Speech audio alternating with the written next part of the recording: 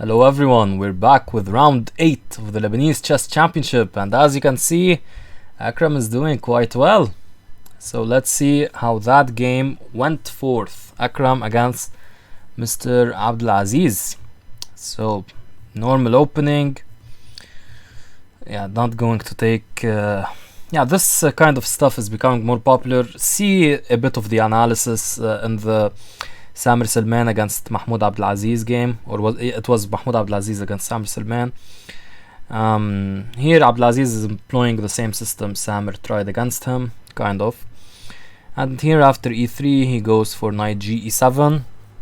f5 is an alternative, just get all of the space on the king side ASAP. Knight g e7 here, okay, fine I guess, castles. And now Akram goes for d4, pushing through in the center. Now d4 perhaps isn't so accurate due to well, it's not that it's not so accurate. No, it's a good move. It's a good move, but it allows one particular thing which you have to be careful of. After e takes, you have to take with the knight and just accept this position. This position should be slightly better for white. The reason you don't take with the e pawn is because of bishop g4 and knight f5 is coming, and this pawn will be under immense pressure, and if you push this pawn, my knight is going to have a really nice square. So with that said, Abdulaziz plays bishop g4 immediately, which is maybe slightly inaccurate for the reasons that we just mentioned. He probably should have taken before that. Anyway, that occurred, and now d5, making use of the pawn push now is much better because we're able to follow up with e4 and go into this kind of King's Indian defense position, with white having fianchettoed the king side bishop, which is a normal King's Indian. Well, not a normal King's Indian, but swan line of the King's Indian. Is it called the Pano or the Panov or something like that? Someone may need to tell us in the comments.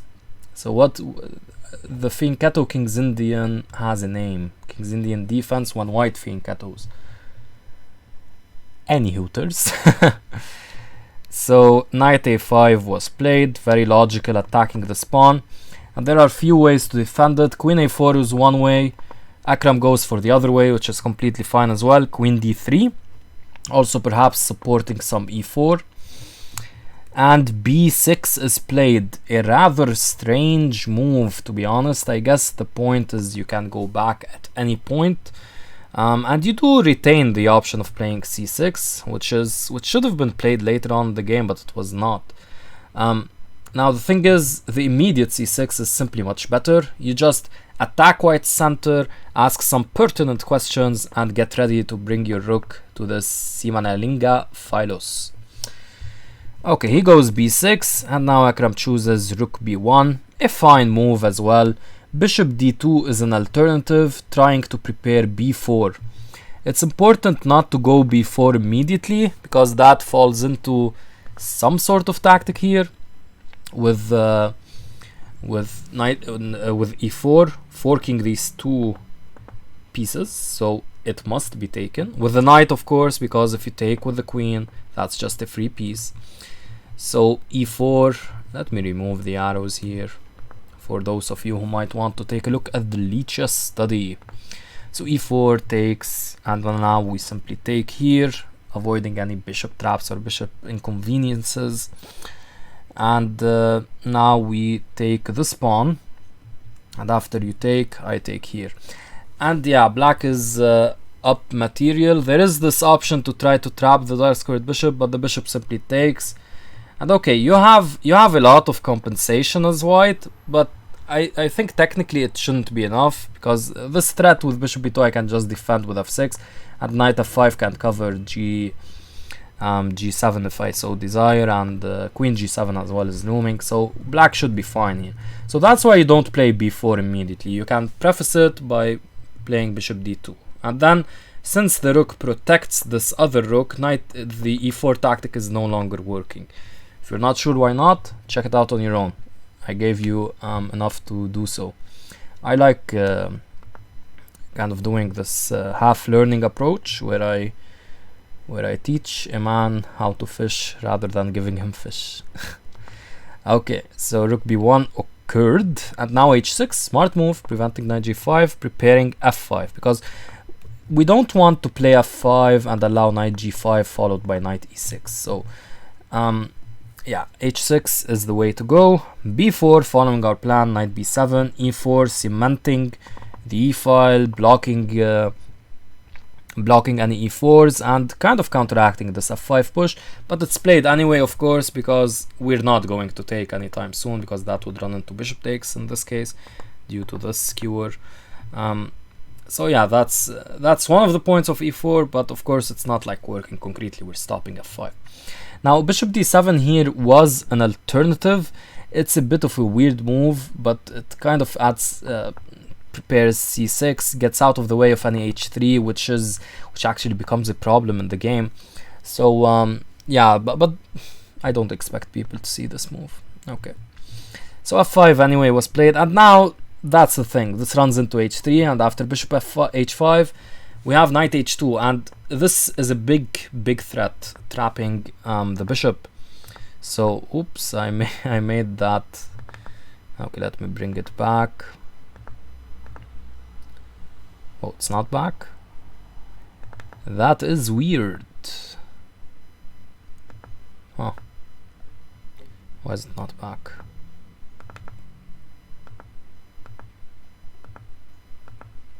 Okay, it's back now. So anyway, yeah, so queen d7 occurred, adding some kind of pressure on the g4 push. So now g4 would just lose a pawn, and f3 insisting on g4. Now instead of f3, which is perhaps not so accurate, better was queen d2, a very strange move. But okay, let me show you what happened after f3. After f3, he took here, and white is forced to recapture because his queen is attacked, so he took with the knight. Taking with the queen makes almost zero sense. Why do you want your queen to go there? And taking with the pawn, while interesting, it's not very natural, and also lets the bishop out. So taking with the knight is what was played, and now g5 gives the bishop an escape square. So having seen this, now I think you can understand why queen d2 is better. The reason queen d2 is better is because after this, let's say f takes e4, we have, so if f takes e4, okay, let's go back, queen d2, f takes e4, I have g4, trapping your bishop. In the game continuation after f3, after takes, I don't have g4 here trapping your bishop because I would lose my queen. So so yeah, that's very important. That's why knight takes e4. That's why queen d2 was an improvement. And after queen d2, we have this line with a5, and we just push through a3, and we should be fine. Follow up with maybe bishop b2, and go from there. After g5, trying to escape with the bishop, you simply have takes, and yeah, whichever piece captures here, there are three pieces that can capture the pawn, but whichever piece captures this pawn, we have g4 forking the piece that will be on the square, on the f5 square, and the bishop. So the bishop has to move back, and we play g4 anyway, cementing our extra pawn, and we have a litany of good squares to make use of. We have very nice control over here, beautiful position. So queen d2 would have been much better. Instead of 3 was played, f takes e4, knight takes g5, and now he goes for g4. A rather weakening move. I cannot see myself agreeing with this move, but hey, it was played. So g4.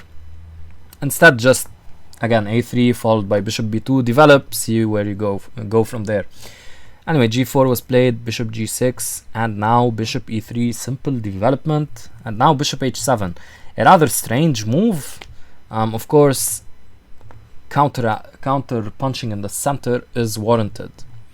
We talked about c6 earlier. So bishop h7, rook comes to the center, knight g6, highlighting these squares, bishop f2, going back. Yeah, this might seem a bit inexplicable, but it's simply preventing knight h4, which would be more annoying than knight f4. So knight f4 is played now, making use of the square the bishop left behind, but yeah, it's better than allowing knight h4. So bishop f2 is a good move. And now the queen moves, and rook f7, perhaps preparing doubling on the f-file, or at least insinuating such. Better though is to break through on the queen side, because if a3 comes, perhaps you have whoops. So let's say a3, maybe, just maybe, you have this option and double as such. And if a3 does not come, if we play b5, well, we just gave up the c5 square, maybe knight c5 is looming, and we have no play on the queen side, and our play on the king side will be quite difficult to achieve for white in the near future at least. So that would have been at least a good idea for black, just to kind of pinpoint the way things should go forward in this position. Okay, but rook f7 was played, and here bishop f1 should be played, not because of the reason you're thinking of. You might think of, yeah, I'm going to save the bishop pair, but yeah, if this knight takes this bishop, I don't know what to say for black, because this knight is so strong where it is, while this bishop is completely locked in. I get long term the bishop pair is good, but yeah, this is not a good trade to make, especially because the bishops that remain on the board are very bad. This bishop is completely locked, and this bishop, while has a nice scope, it is completely blocked by this knight. So knight takes g2 would be a bad idea. So rook b c1, preparing c5, or at least again insinuating as such. Again, a5 was an option. Rook a f8, going with the plan we mentioned after rook f7 was played, remember. And now c5, again going for the plan that was insinuated after rook b c1.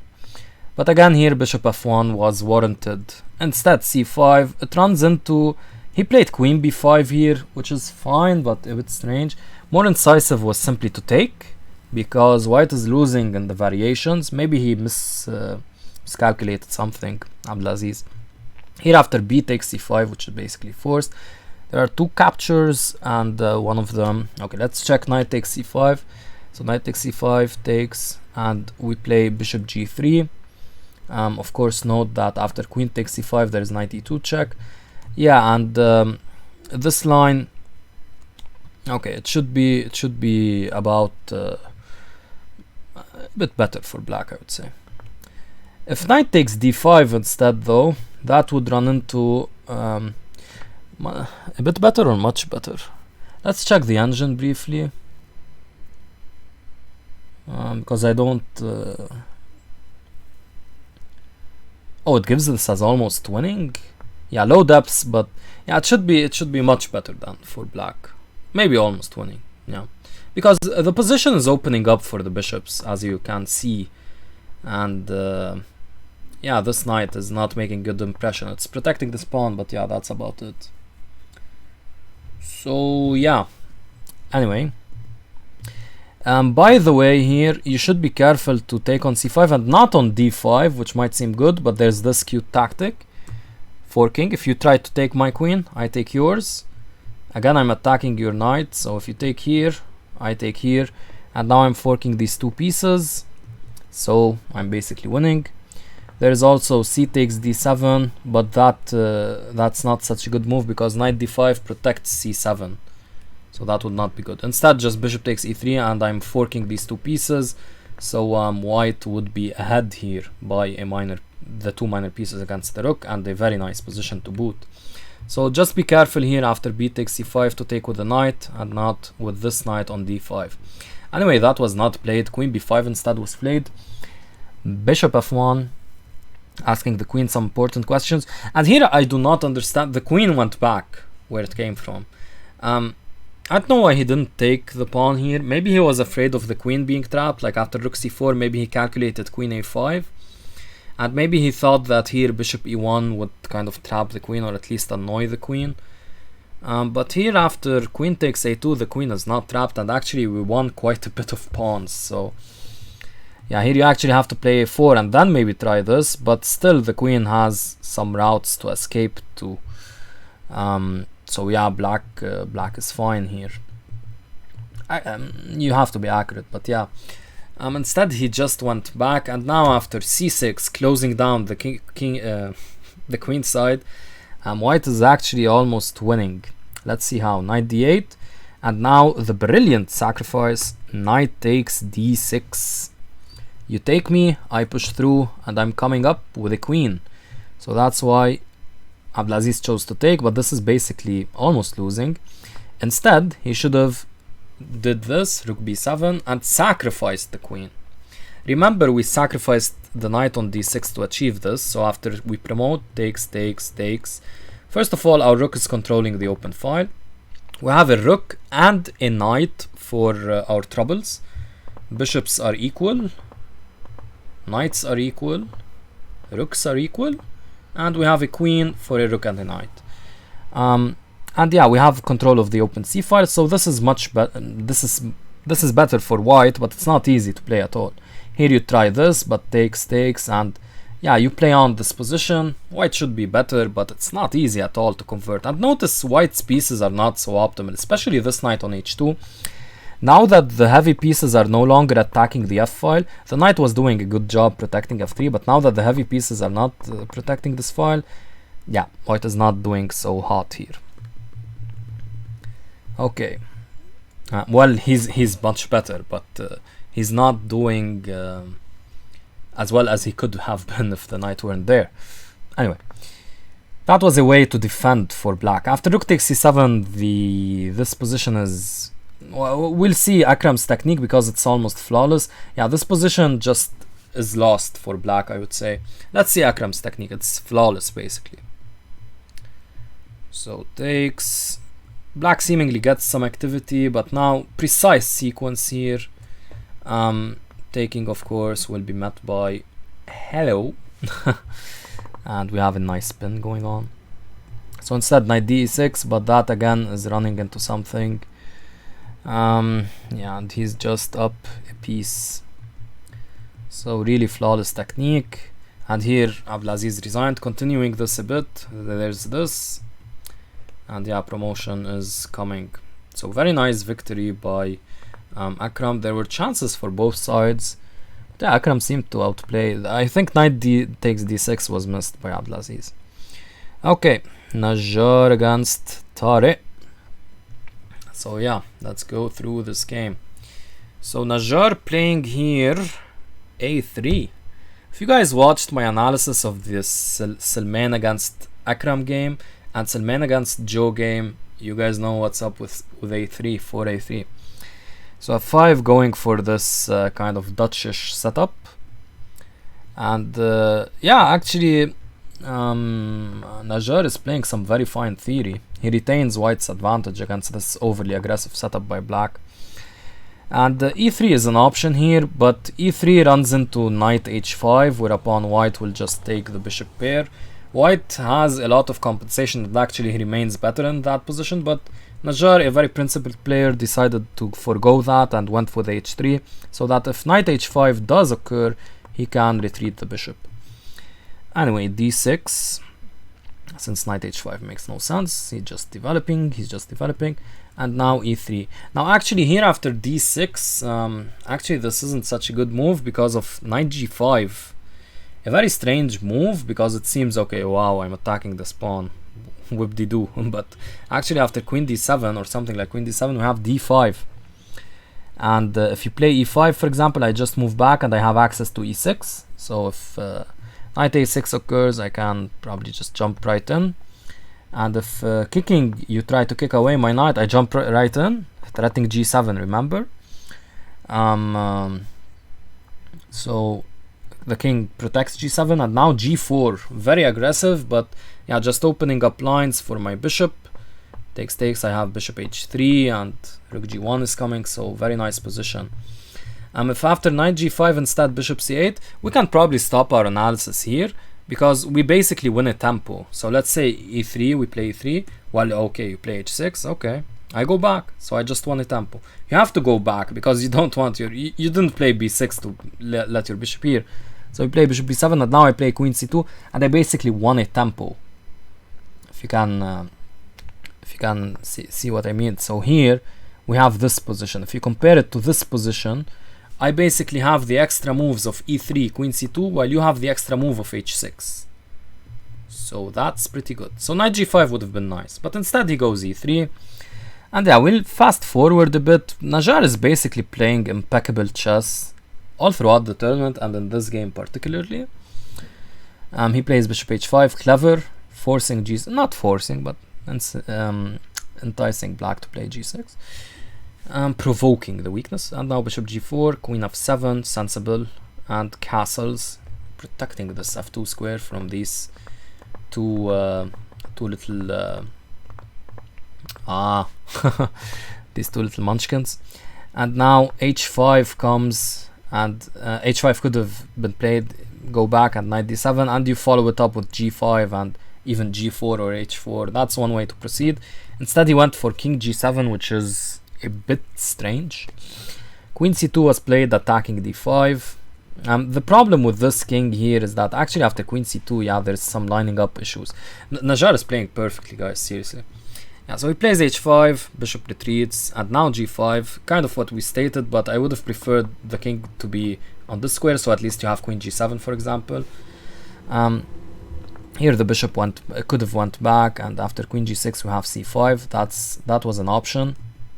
c5, a very important move, giving up a pawn but giving our knight this beautiful square, and also hello.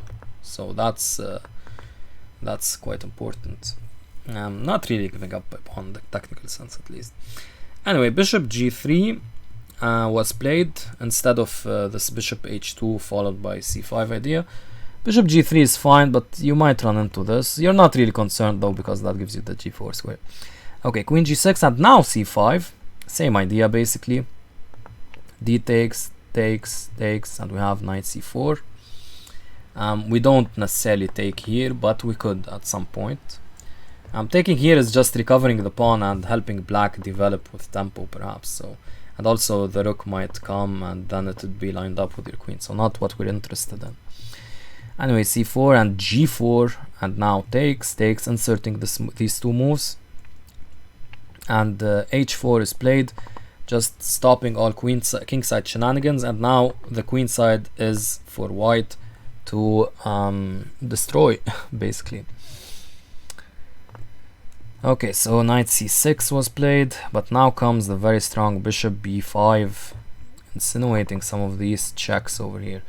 Knight retreats, takes, check, and now we win le pawn. Queen f6 is tried, and now we have this queen g3 move, intending this kind of stuff and winning the pawn. Instead, Najjar goes for g3, which is a bit weakening, but it's also completely fine. And we'll proceed through the game, because actually Najjar's technique is again impeccable. He wins the exchange, trades off one pair of rooks, and actually black just resigns. So very strong game by Najjar. If you notice from the opening, from the middle game, this guy is a very strong player, and he knows his theory in so many lines. The Joe against Samer game, this was a complicated affair. Yeah, let's go through it anyway. Okay, so d4, I wanted to leave it till later, but anyway. So let me just go through the games quickly. We have Eid winning against Sayer winning against Eid. Okay. Let's just take a look at Joe game. So they're playing. This is basically an invitation to the London, and now very weird, not very weird. It's a one way to go into the King's Indian defense. But now how this proceeds, this is some kind of mix between the Jubava system and the Grunfeld and the King's Indian. Yeah, it's just a rare opening. Here knight b5 could have been played, but it's actually been played before, so it's not so rare. So knight b5. Well, actually, yeah, I'm just thinking about something. Well, rare doesn't mean it hasn't been played before, but you get my point. So knight b5 is the way to proceed in these Veresov kind of openings. This is the Jubava, not the Veresov, but yeah. Actually, the Veresov is with bishop g5, so forget what I'm saying. I actually mean with the Jubava. This system is called the Jubava. So knight a6, you have e3 and bishop g7. This is one way to proceed. Anyway, he went for e3. This is fine. Bishop g7, and now for the very strong, very aggressive h4. Again, knight b5 is another option. h4 is just burning the bridges and Push, push, push. Defending with h5 was warranted. It will be played later on in the game, but really playing it immediately was much better. Or better. c5 gives white some chances after knight b5, knight a6. And now bishop e2, for example. And you could really go for broke here with such ideas. They might seem crazy for white, but actually they're rather okay, I would say. Instead he goes for this weird a4. Bit weird, not too weird. And now bishop f5 comes, highlighting this square. The a pawn moved, so if knight b4 is coming, it's GG on this square. Instead of bishop f5 though, white could have castled, black could have castled into it, and here h5 actually, this isn't really working. Black can just take. We have to play c3 to prevent this bishop f5 and this knight b4 idea. So overall, yeah, quite a funny situation going on here with this bit of cat and mouse game. Any hooters, so bishop f5 is played, and now c3 comes. Takes, takes. Yeah, all of this is rather normal. Finally h5 is played. What's a bit abnormal here is Joe's insistence on going for the attack. He should have just castled here. When black says, I know what you're up to, h5, I'm stopping your attack, you just have to concede and castle short, just as they did, and have this bit of a weakness when you're castling short. Going for broke here is not really warranted, because at some point e5 will hit with the strong effect. This actually happened in the game. So knight g5, there's this crazy move that I found here, with the help of the engine, of course. Not my own analysis, this move, because yeah, it's a really cool and tricky move. So the move is knight b8. Well, not so tricky, but yeah, it's like you notice your knight is not did its job with this c7 stuff, and you want to relocate it here, or maybe even here. This is simply beautiful. Of course, you have to be concerned about knight c7, right? But I leave it up to you what should be done after knight c7. Again, one of these quizzes that I'm just encouraging the viewers to open up the study on Chess and check out these lines. So yeah, anyway, of course, no one will play knight b8. Queen d7 was what was played, and now takes with a pawn. Yeah, makes more sense than the bishop, because it's opening up some lines, not with the queen, but maybe even with the rook. Yeah, white's king is not safe. He should again take the opportunity to castle, but Joe is going for broke. Just rook g1. Yeah, now rook f8. Remember what I said about e5 opening the center, g4 going for broke. And yeah, he trades queens, which is fine, I guess, but here black shouldn't have acquiesced already and played rook a d8, just kind of getting a tempo ahead. And here white can even castle long. If black refuses the trade, white is ahead on the attack, and if black acquiesces to the trade, at least we castled, right, and get some rook here and prevent this e5 that occurred in the game. Anyway, queen takes g4, rook takes, and now e5. He takes. Bishop d4 is always an option, but maybe runs into f5, f4, so he didn't want to bother with that. So yeah, here maybe this runs into f5 followed by f4. I didn't really want to bother with that. He just takes, and now keeping the bishop is quite interesting, because you have some of these ideas and you're immediately attacking this guy. And actually the, let's say, tactic here, you might think there's a tactic here with check, revealing the discovery here, but actually I can just take and I'm protecting. So so yeah, that's fine for white. So white has some nice threats with bishop e3, and also he's asking an important question: what are you doing about a7, and also preventing knight c5. So bishop e3 is very nice. Instead he takes, and now played b4, preventing knight c5 and preventing knight c7, and the knight here controls the weakened c3 pawn, or now weakened c3 pawn. So this is quite fine for white. Black goes rook c8, and again I make the board disappear, and again I have to invest some time in fixing this. Oh, whoops. Yeah, not this one. It's this one. Sorry guys. Yeah, when you minimize, that's what happens. Alright, anyway, going forward here. Rook d1. And yeah, insinuation. And now he plays the crazy e3. And after e3, rook d7 should be played. We don't really care because, thank you very much. If knight c7 here, that's a better try maybe, but after knight d6, rook d8, white should have a semblance of an advantage.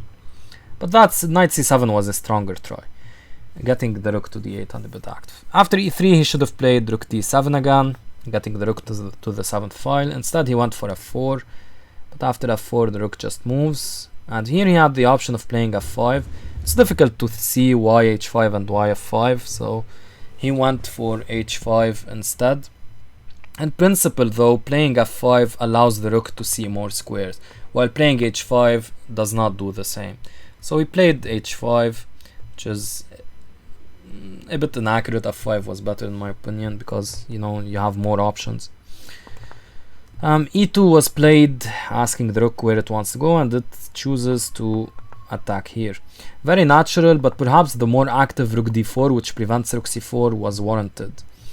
Instead, not only actually rook d4 not only prevents rook c4, but also prevents the tactic that occurred in the game. The tactic that occurred in the game after rook d2 takes, and the reason you cannot take is because of hello sire. Instead, he took the pawn, and actually better than taking the pawn was perhaps inserting this stuff.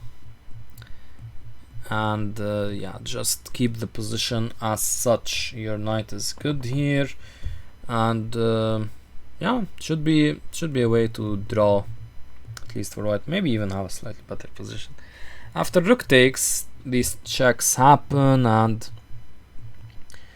black ends up having a bit of an initiative. Now white is still a bit better.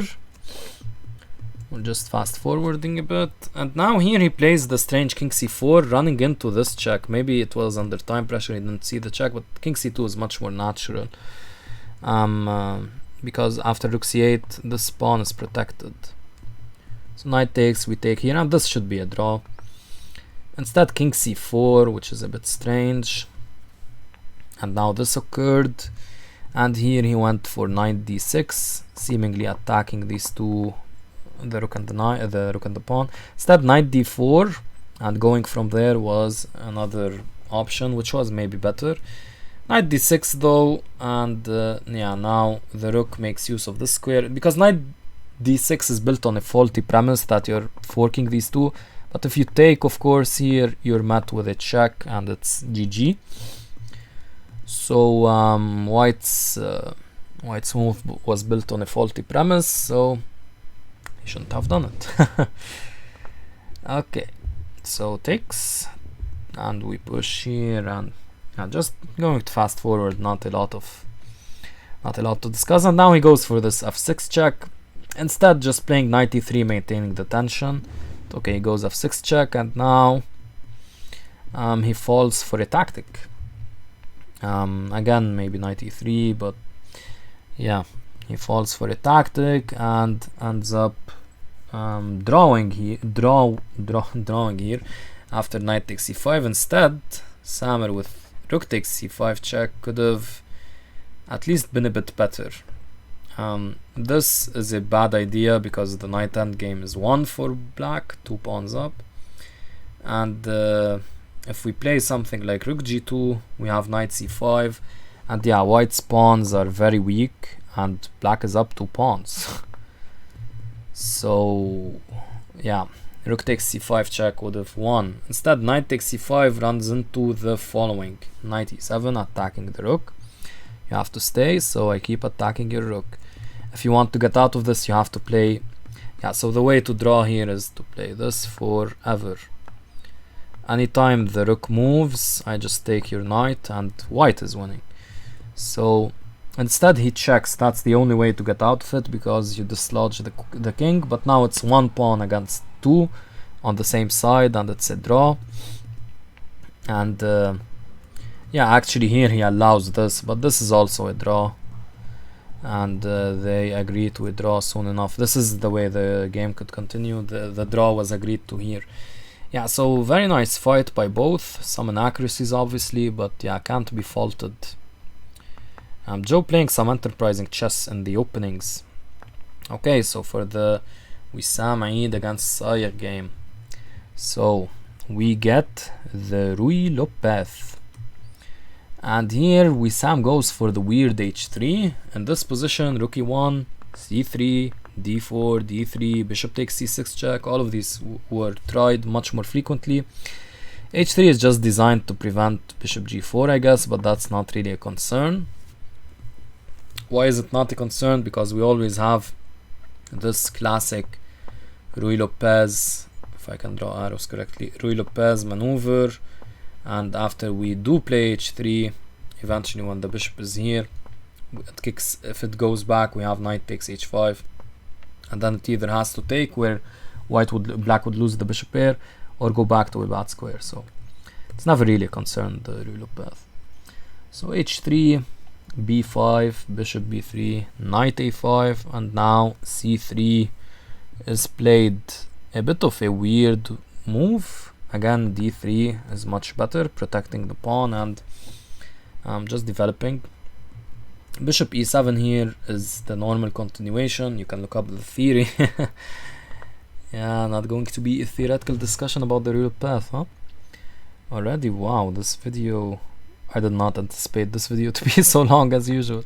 Anyway, black winning the bishop pair is not really a concern. It is kind of, but yeah, white has adequate development and already is hinting at this, because this rook would be x-rayed. So yeah, anyway, he went for c3, takes, and now bishop e7. This isn't so optimal because you don't want to lose the bishop pair without having the a file in return.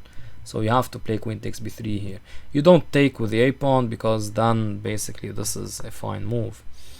It's not fine here because we have this classic trick that can be seen in the Archangelsk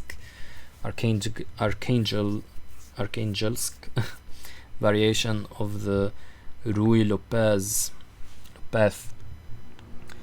So bishop e7, and now d3 protecting the pawn. Rook e1 is another option. d3 castles, bishop e3, queen c2 is another option. I'm just going to mention some options in the opening. Knight bd2. Now a4 is not just an option, it's a good move because it hints at these kind of threats, x-rays. Knight bd2, c5, and again a4. Instead, Wissam chooses to close up the position with c4. Bishop c6 protecting b5, and here a3 was an interesting try. Get out of the way and play b4 maybe. Instead he goes for knight h2. Cute maneuver, I guess. It's fine. Queen c7, and now you have to go back because you don't want to experience any of these threats on the b file. The queen really doesn't belong on the b file. Instead he went for f4. Opening up when you're really not so well developed. Black could have capitalized immediately and played this. And yeah, here black should be slightly better. d5 maybe immediately even is coming, and yeah, that's not so good for white. Instead he went knight d7, and now white is able to kind of close up the position on the king side, which maybe he doesn't really want to do. And now d5 comes, as we saw. And knight d2, a bit of a passive move. Instead just take, and after takes we have knight g4. Some of this is coming, and maybe even some of this. So yeah, that would have been a good move. Also queen c3 followed by taking on e5. Instead knight d2 was played, c4, and now we take. And again black had the option of just really killing white. First of all, make use of the open b file. Second of all, make use of these squares. e4 and d3 is coming. e4 is weak and d3 is coming. So, but okay, he took here instead. And now knight g4 comes a bit too late, but fine still. Knight c5. Yeah, black is already much better, by the way. Knight c5 and queen d1. Again, going for queen c3, as we highlighted earlier, attacking e5 was better. Now after f6 we have b4, and here this position is rather unclear actually. Maybe black is slightly better still. Probably white has chances. Anyway, he went with queen d1, and now after f6, position is just too passive. He should have played knight f2, relocate his knight, maybe attack this here, protect against knight d3. Instead he went for the weird queen e1, going for an attack, I guess, but it's not really there. So yeah, he went for queen e1. Black goes for rook a8. Knight d3 immediately was better. Rook a8, and now he goes still insisting on the non-existent attack with queen h4. Instead he should just go knight f2 and try to defend. Queen h4, knight d3 finally. And now again he should get out of the way of these kind of ideas, which did become annoying in the game. Instead he plays b3, protecting the b pawn, but who really cares about the b pawn in this position? Bishop c5, and now he takes. Instead of bishop c5, actually stronger is knight f4, threatening some of these ideas, following up with bishop b4 here, which would threaten this knight, and just infiltrating on the d file. So the knight moves out of the way to allow the rook to infiltrate on the d file. Instead though, he goes for bishop c5, takes, and now rook fd1. And yeah, after this, knight f1 is nice, maybe going to e3. White is kind of holding on. Here he should go king h2 and avoid these kind of checks from here. But okay, he goes knight f e3, sensible as well. And now just queen f2, try to defend as much as you can. Instead he goes knight d5, going for some sort of tricks, but yeah, I just take, and here simple win of a pawn, which will be this pawn, and dominance on the d file for black. He's going to be tripled up. He should have tried maybe the last chance with rook ac1, maybe get some activity after b4, rook c7, or maybe take and get rook c4, something. But instead he took here, allowing takes, attacking f2. He tries to do a pin, but black gets out of it, and yeah, this is just lost. Black is ahead too many pawns, and even ends up being ahead a piece, and he has a mating attack to boot. Yep, and actually he resigned here. Why did I have queen f3? I don't know. Anyway, so yeah, quite a nice game by Mr. Sayer. Wissam played like how to say the way he played, not just passive, but in a way not really giving his opponent's ideas credence. So yeah, that was the result of that resulted in his downfall. Okay, so Mr. Habash against As-Salman, Muhammad Salman. We see a check Benoni, but Muhammad does not play it the way I play it, or the way that's played by Ben Feingold and Mr. Anand and Levin Aronian with knight f8. He plays it the way Carlsen plays it, and if you've seen yesterday's video, you know what I'm talking about. Habash likes Carlsen. He plays it with castles, and after castles, knight e8, and he wants to play this stuff. Actually, Carlsen plays it with a fianchetto to be. He plays the check Benoni with the fianchetto, which is a third system. Okay, he used to play some of this stuff as well with knight e8, I think. And I want to make the Habash Carlsen connection, but anyway. g6, and now the usually bad move in the Chigorin Ruy path. If you guys don't know what I'm talking about, it's difficult for me to explain, but this kind of move is usually not such a good idea in the Chigorin Ruy path. But in this specific position, it's a good idea, because after knight g7, we have queen d2. After something like f5, we have knight g5, and we have access to these important squares. So yeah, that's just an aside. He did not go for that. He went for bishop d3, preventing f5 that way. But f5 will soon be played. Knight g7, And now again this bishop h6 should have been played. Instead he went knight e1, but now he allows, knight e1 is a bad move because it allows black to simply trade off his bad dark squared bishop. These pawns are on dark squares. I keep misclicking. These pawns are on dark square and dark squares, and yeah, the bishop wants to get traded off because it's hemmed in by these pawns. So takes, queen c1, trading, refuses the trade. And here queen h6 was an option for white. It's very strange, but I'll try to explain this because I've played these kind of ideas myself as white in such similar positions. The point is to at least have the queen defending on the king side, because if we imagine a situation where f5, f4 comes, the queen will be out of the game in defense. But here queen h6, it's helping defend the king side.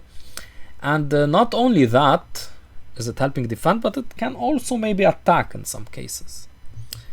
Instead he went knight c2, going for e3, very natural as well, but f5 comes before he can stop it with knight e3. Takes, and now f4 counteracting in the center, necessary, and he goes e4. I don't like e4 at all. There are two options here. One is e takes, and after you take I play knight e5, making use of this square. And an alternative is knight h5, asking this pawn, what are you doing? If it takes, well, knight takes e5 comes again. And if I play something like g3, this is weakening on the king side. So he played e4 instead though, which gives back the advantage to white. Black was almost equalizing after e takes f4 or even knight h5. Instead he goes e4. And yeah, knight e3 was played here. Already an option was a3 and b4. Knight e3 is fine, of course. a6. Another option was knight f6, developing before you embark on this journey, but he felt there was a need to right now. And a3, and here black should have played the a5, which is a bit weird, trying to prevent b4 for just a moment, maybe pushing through a4 if like rook b1 is played. But you do give up the b5 square, so I can see why he did not do it. And yeah, if you can see, look at all of these. So we have some analysis. So all of these moves were just fine for white, so I won't be analyzing them much. White retains an advantage for much of this game. Some things are happening, but they do not really concern us. This is a nice maneuver, getting the bishop to greener pastures. Yeah, okay. White is getting somewhere. He gets the rooks on the file. And here, he goes for rook a6. Yeah, he wins a pawn with this excursion, but leaves his position in a too passive a state. White is in no hurry, so he should have improved the position of his pieces and then maybe considered rook a6. An alternative was g3, cementing the pawn. And something like knight g4 as occurs in the game after rook a6, knight g4 was a strong move. It doesn't work in this position because I can just take and take here. And after this I have this move and I'm completely fine as white. And next up maybe I can consider this. Well, not soon because I don't want the rook to infiltrate as happened in the game. But yeah. Instead rook a6 and now knight g4. The thing is, after takes, and if I take here, h5, kicking the knight out, you go back, and now knight f5. You can't do the same thing I did with king f2 because of rook b8. If we go back to the same almost position here with king f2, you can't go rook b8 because my rook is here. So that's why rook a6 was a bit of a bad move. If you want to give up the file for black, at least have your pieces be better developed and improve the position of your kingside pawns. Well, okay, so this occurred, rook takes a5, and yeah, slowly but surely black starts getting an advantage even. Pushes through the pawns, and now Salman did this against Antoine Assis. It's kind of passive, this move. He should have just taken, takes, and king e3, and this is just a draw. Maybe he was still trying to play for a win, but after knight d1, and actually the very strong h4 intending some of this stuff, was really strong, but was not played. Instead, rook a6 was played. And now white could have been back in the game with again knight e3, but instead he went for g3. This is just giving black more options. Knight d4 comes, attacking the rook. Rook has to move here to stay protecting this pawn. G3 also really allows some h4 ideas later on. Yeah, so rook c3, and we'll look at an improvement here, which is rook e3. The point is very difficult tactically, but bear with me. Let's say you play knight f5, I can just take, you take here, I come here, and this should be a draw. I'm not concerned about any check, I just move out of the way. Probably here is better. Yeah, so that's after rook e3. If rook b6, I can just take, and I'm completely fine. And if king f5, this is the tricky one. I can play knight c3. Rook takes, maybe seemingly good, but I can just take here. And if rook a2 check, I just go king f1, no problemo. I'm threatening here, so you don't really have time for this. And by the way, if you try to take me here, I can insert this intermezzo, and actually, yeah, the king has no way to capture this knight, so yeah, here white would be winning. He's just up 2 pawns. Yeah, actually black won the game, but anyway, you knew that. So rook e3 would have been a fine defensive option. Instead he goes rook c3, which is again passive. I mean, rook e3, it's attacking this pawn. Rook c3 is just defending this pawn for no reason. So Muhammad starts his infiltration attempt. Rook c1 trying to block this kind of infiltration, but now comes rook b3, and after a4, e3 check is tried. Instead, rook d3, simply aiming for this, was basically winning. If I play king e1, well, you're happy here, you just push. And if I play a5, you're happy as well, because you check. If I go here, you can take. And if I go here, hello! Yeah.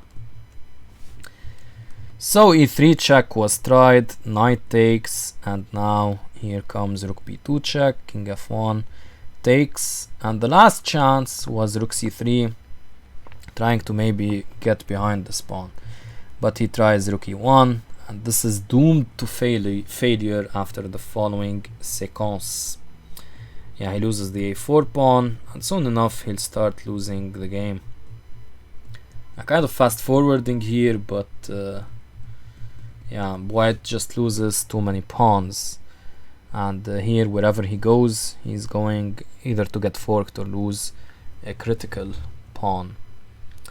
So yeah, very nice game by Habash, but honestly Salman played a very fine positional game and only blundered at the end. But yeah, Habash had to defend. Okay, and for our star-studded tournament victory here, look, ooh, I keep doing this. Yeah, Assis beat Masarani in a really nice game. So let's see how it proceeded. Again, Masarani going for this setup, and now they transpose back into a Prix. Well, they transpose back after knight c3, Prix Austrian attack. Instead, bishop d3 followed by some e5 was an interesting way to go forward. Okay, he goes for the kind of Prix Austrian attack thing, and now b5. Knight a6 was an option to play c7 and knight c7. Okay, but b5, e5, and now knight goes back, queen e1, intending this stuff. White is on the prowl. Knight a6 is an option, as well as a5 followed by knight a6. Instead, he goes for bishop g4. I think we mentioned one time where bishop g4 was kind of incorrect by Masarani. So yeah, plays queen h4, and now the bishop goes back. Taking would only help white because rook h3 will come and we'll have a nice attack on the h5.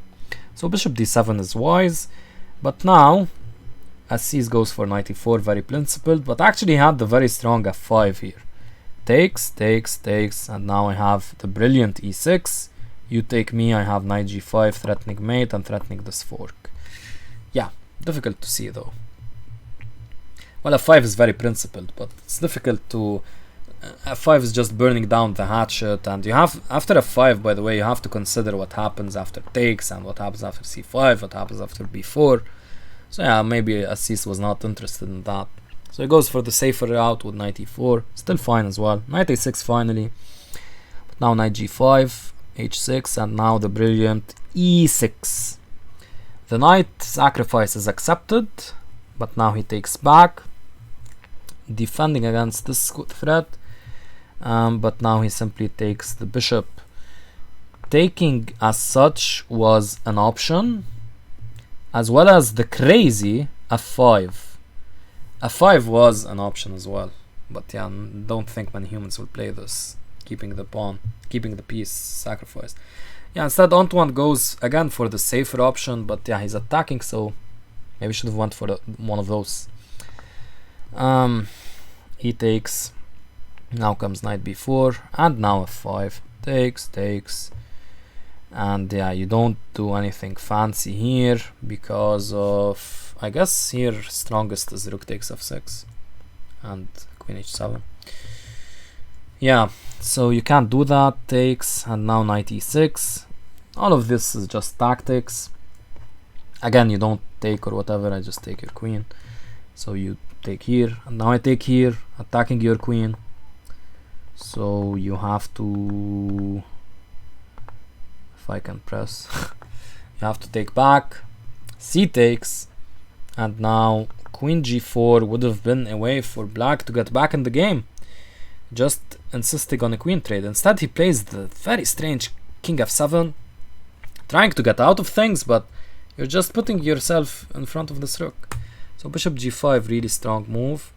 He tries rook h8, but I just go here, adding more pressure. Again, rook f8, like a swinging pendulum.